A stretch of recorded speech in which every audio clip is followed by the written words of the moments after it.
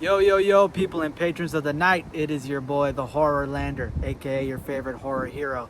And today I got a Goosebumps discussion for y'all, which is talking about modern Goosebumps books, specifically related to the Halloween season, that I think are better than a lot of the picks that are out there in the original 62 and series 2000. Now I know everybody loves the original 62 and series 2000. There's nostalgic love for that, and it's warranted. There's a lot of high points in those series, but at the same time they had a lot of middling and low points too. And I feel like modern Goosebumps books end up getting a bad rap a lot of the time. People say that Stine lost his touch, but I can tell you that after reading these two books and telling you a little bit about them, you'll realize that Stine has still got bangers out there in the modern age.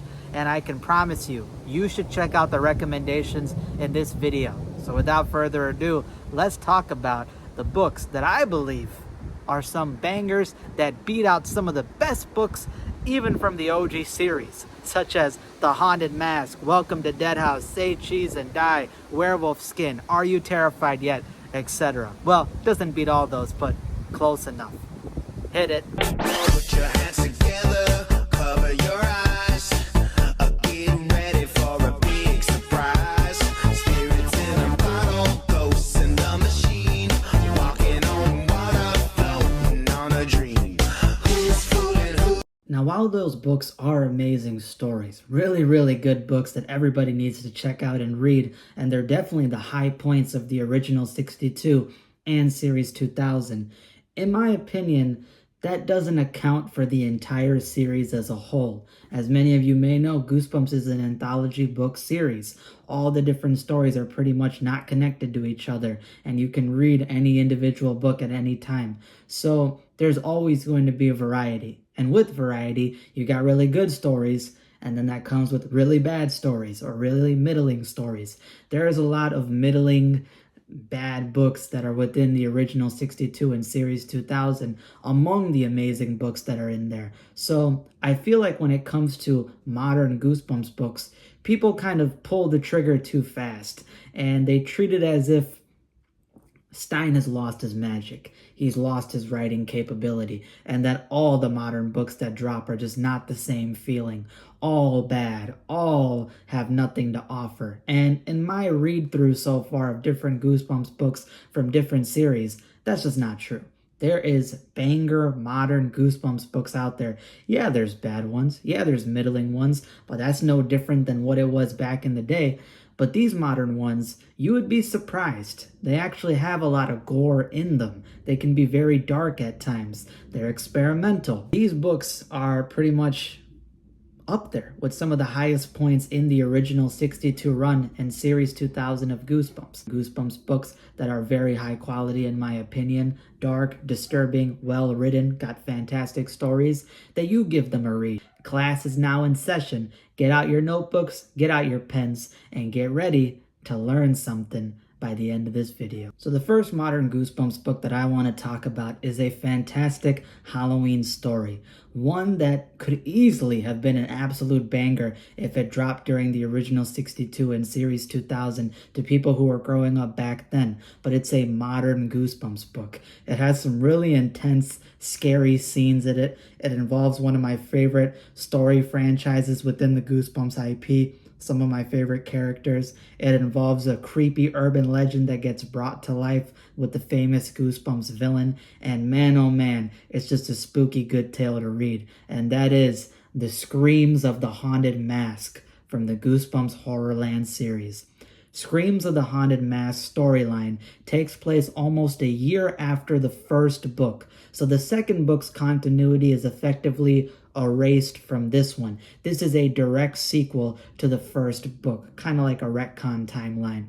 And it follows with Carly Beth in an extremely creepy, eerie scene where at night in her house, she ends up walking down the basement stairs into the depths and dark corners of her basement where she keeps the haunted mask that she bought the previous Halloween. And this haunted mask is calling to her. It's whispering her name, kind of luring her in, and she's somehow drawn to it, falling for it like a fish to a lure, and when she gets to it, it screams out loud. Truly scary stuff. And throughout the book, this mask at various points will kind of speak to her and whisper creepy things, letting you know that some ominous foreshadowing is happening to this upcoming Halloween night. And then you follow into her friend Sabrina and her. Carly end up working at this daycare that's on this apple orchard farm. And on this farm, Carly, Beth, and Sabrina find out about this urban legend, about this empty horse stable that's located somewhere out in the apple orchard farm. And they find out about this urban legend where all the horses within this stable had mysteriously died the next day. They died of sheer fright. All of them just collapsed on the ground dead. And you find out that there was actually a boy who snuck into this horse stable on Halloween and donned this really scary monster mask, apparently, this horrific mask that spooked all the horses. And they ended up stampeding and trampled the kid to death, then dying of anxiety and fright the following morning. A truly disturbing, truly dark urban legend that would spark fear into anybody reading. And as soon as I heard that, I was like, holy shit, Stine is going for a much darker route in terms of this story. And of course, Carly Beth then realizes with the weird occurrences involving her haunted mask, and now this situation about a kid somehow donning this really scary mask that killed all these horses and unfortunately killed them as well. She puts two and two together and realizes he might have put on the haunted mask or some form of a haunted mask, and that's what caused all these horses to die. So she ends up returning down in the basement to confront and check out her mask again, and it whispers to her, "Almost Halloween," which foreshadows that something bad might be upcoming and happening on Halloween night. And as the story progresses, you see how Carly, Beth, and Sabrina handle the situation. They have to write an essay for school and decide, you know what, let's go investigate this horse barn and try to check out the stable, write a report on it, and they start seeing some haunting apparitions, some haunting things. They get into some creepy atmospheric situations involving that horse stable, and something happens during the climax of the book that endangers the lives of so many children, potentially, causing a lot of deaths. And Carly Beth has to make a very difficult decision, one that she would rarely ever make if given the chance. But because it's potentially a life or death situation, she has to become the bigger person and try to solve this urban legend, solve the issues involving her haunted mask, and find a way to save Halloween and save all the people involved. A really crazy, creepy, scary, modern Goosebumps book. This Goosebumps book is one that I got a soft spot for because I love good Halloween stories. Screams of the Haunted Mask is essentially that. We heard apparently down the grapevine that the Goosebumps Gold canceled series with the Haunted Mask Lives apparently has some story elements that might have been adapted into this book. And man, I prefer this as a sequel to Haunted Mask over Haunted Mask 2. To me, the Haunted Mask 2 book is just good. It's like a fairly light good. I like some of the things in it, but it doesn't capture or embody the Halloween spirit as fantastically as the first book did. There's some really cringy and weird stuff involving the ending climax with some tap dancing. Yeah. And on top of that, it's nowhere near as good as the episode adaptation, which the Haunted Mask 2 episode is sheer muy bien. Muy bien. Perfecto. Listen, man, it's absolute gas. So comparing that to the book, you can see the gap between them. But this modern Goosebumps book, again, it's scary, it's creepy. The scenes involving the empty horse stable are really intense. You get that creepy, supernatural, paranormal feel, the feeling that Carly, Beth, and Sabrina might not be alone. You got that really disturbing, dark, urban legend involve all these horses being scared to death by essentially possibly a haunted mask worn by a kid who then got trampled to death because of that. The ghost of the boy, the ghost of the horses haunting this apple orchard.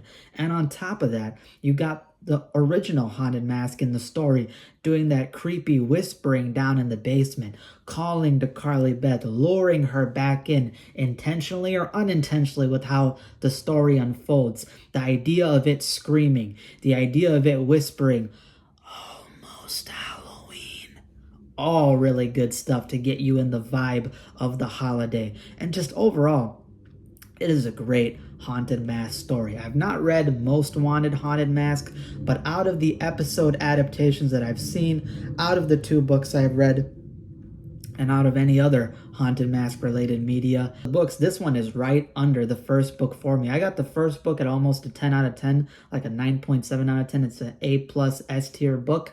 But this book is easily an A. It is very good. It is great. And I recommend that all of you guys go check it out. If you want a good Halloween read, if you want to be scared, if you want to shiver, if you want to get thrills and chills, Screams of the Haunted Mask will do that for you and provide you a glimpse into what Goosebumps Gold might have presented back in the day. The next modern Goosebumps book is a gory, dark, and disturbing Halloween read that I find to be extremely underrated. I've seen people love this book just like I do, but I've seen plenty of other people who say that it's overrated, it's boring, it's not good, and I can't for the life understand how people feel that way unless they were on that Cheech and Chong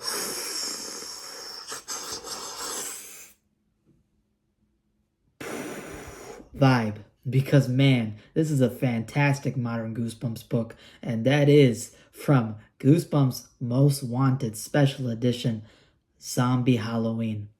Zombie Halloween is such a great Goosebumps book, especially if you're like me, where your favorite Goosebumps book is Welcome to Dead House. Welcome to Dead House is pretty much my favorite Goosebumps book of all time, especially originally from the OG 62, and this one feels like a spiritual successor to that book. The book opens up with a prologue back in 1944 with the Manzetti family. I believe the main character is named Ken Manzetti, or it might have been Mario, either Mario or Ken. The main character of Zombie Halloween essentially is out with his younger brother and his best friend Ivy, and they end up visiting the cemetery right across from their house because their dad is out there in the World War fighting at the time. The mother is out there busy working and trying to bring in income because it's the 1940s. World War II was a big thing back then, and I'm surprised Stine even included that within the book.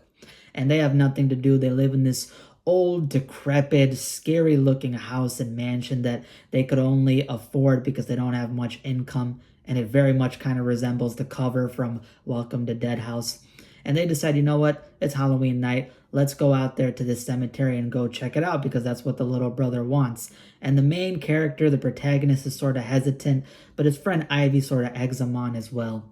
And when they enter into the cemetery, they experience some really scary stuff. The stormy winds pick up. They feel like they can hear hoarse whispers all across the different gravestones and tombstones and different areas of the cemetery. And the little brother ends up actually falling inside of this 6-foot deep dug. And the little brother actually ends up falling inside of this open grave site. And the main character and his friend Ivy have to help get him out. But unfortunately, because it's raining and storming, the slippery mud causes them to fall in. And all around them, they hear these strange noises, this rustling, this movement, and they feel like that they're not alone. There is some creepy, scary stuff all around them happening, and they feel like their lives might be in danger. That paranoia is kicking into them, and they can't climb out of this open gravesite because it's so damn wet and muddy. But eventually they manage to get themselves out. They head back into the house in a giant panic. And when they get there, they still got the adrenaline running. They still got the boredom running. And they decide, you know what? Let's go investigate the basement to our house. Because it's so creepy, so dingy in this place that we've been scared to go down there. But there's nothing better than us being bored on a Halloween night and then going down and checking it out. So they head down there and they find a crawl space door, a drop door, a trap door down there, and they open it up and they witness something truly horrific inside of this little crawl space trap door, and that's a giant tunnel. Yes, there is a giant tunnel running down in the basement of this old dilapidated house that they live in, that they never knew about. And as they go down there and start exploring it, they see that this tunnel actually goes across the street and connects over somehow to the cemetery that they were just at. And they smell this foul odor. And they smell this foul odor and get a they smell this foul odor and they get a really bad feeling, appropriately so. And some really dark, disturbing stuff happens in the prologue that may or may not involve some gruesome death. And that's where it cuts off. You then go into the modern age, where the main character of the prologue is now the grandpa in the story, and you got his grandkids as the main characters.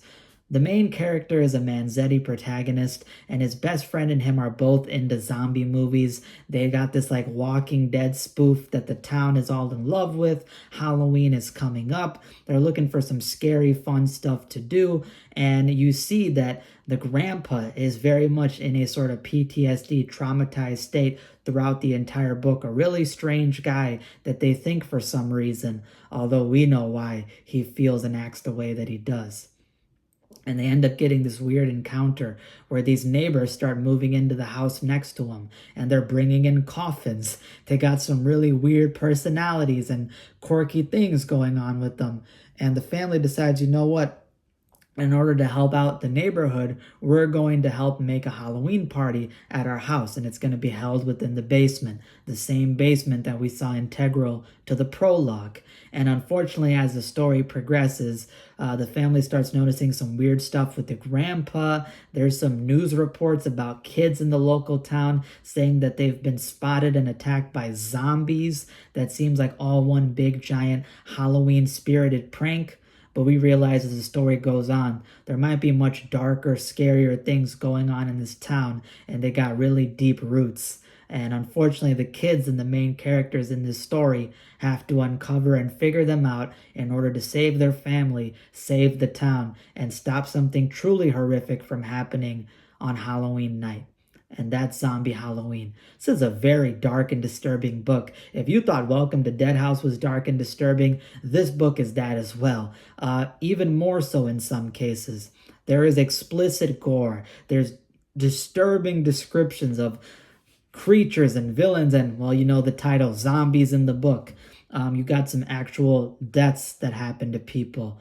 You got some really disturbing and intense scenes involving the cemetery, the basement, the tunnels, and finding out about the urban legend involving this town and the cemetery. And then getting that fun, festive vibe of how the entire town is in love with zombies. There's a Walking Dead spoof, and they're all into the Halloween spirit. That gets you into the Halloween spirit. It makes you feel right at home if you're a Halloween fan. And at the same time, if you love Welcome to Dead House, if you love dark and disturbing content in kids' horror, if you love gore, if you love scary scenes, if you love violence, blood, severed limbs, all this crazy stuff, it's going to appear in this book. And there is actual dark repercussions that you will see. That prologue alone is one of my favorite things that I've ever read in Goosebumps, and it will truly send shivers down your spine, especially if, I'm going to give you a recommendation, turn off the lights at night. Maybe it's a windy night outside. Pick a time like that and get a flashlight and read this book.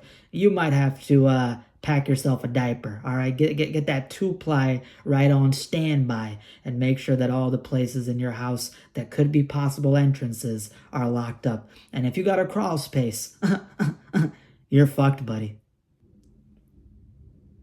Wait, I got a crawl space door inside. Oh, shit! That's it for Horrorween Town University. Congratulations, you guys are officially alumni. Clap it up. Hope you guys enjoyed this little Halloween series. You know, it might have been short-lived, but it took me a lot of time and effort to make this series and all the different videos. So I hope you guys enjoyed. They're a lot of fun to make.